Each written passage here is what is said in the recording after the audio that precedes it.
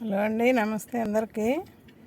ఇదండి ఇప్పుడే నీళ్లు పోస్తా మా చెట్లలో దొండ చెట్ల కాయలు చిక్కినాయండి. పక్కన పెట్టా కోసి నీళ్ళు అటు పోస్తున్నాను. ఫోన్ ఇటు ఉంది, అందుకని ఇటు తీసుకొచ్చి పెట్టా. తమ్మకాయలు ఉన్నాయి.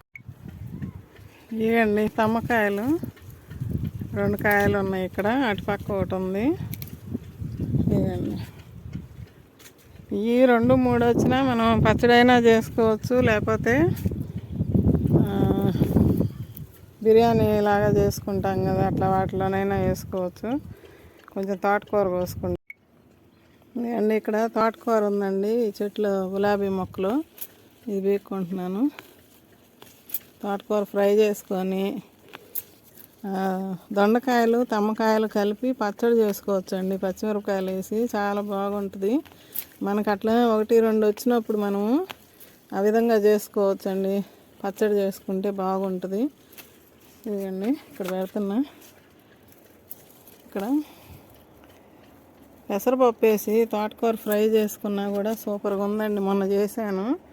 మీకు ఇంకా కొన్ని చెప్తూ నేను చేసుకుంటా ఉన్నా.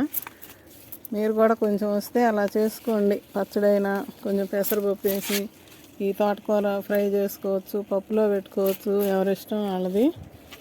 ఓకే అండి. అటు పక్క ఇంకా ఉంది, పీకి చూపిస్తాను. ఇందులోనే టమాటా మొక్కలు పడి మొలిసినవి తీసి వేరే చోట నాటుకోవాలనుకుంటున్నా. అటు వెళ్ళి పీకి చూపిస్తా. ఇదండి ఇక్కడ యాపిల్ మొక్కలు ఇట్లా పడిమొలిసింది.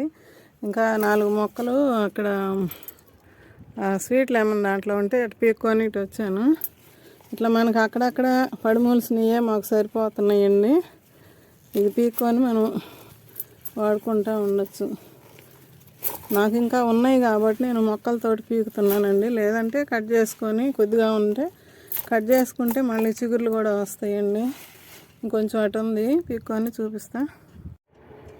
ఇదండి ఈ 3 తమ్మకాయలు, ఈ దొండకాయలు, తోటకూర కోసుకున్నానండి. మాకు సరిపోని వచ్చింది. ఇప్పుడు ఎండకి వడబడుతుందని కొంచెం నీళ్ళతోటి కడిగి అటు పెట్టి చూపిస్తున్నా. ఓకే అండి.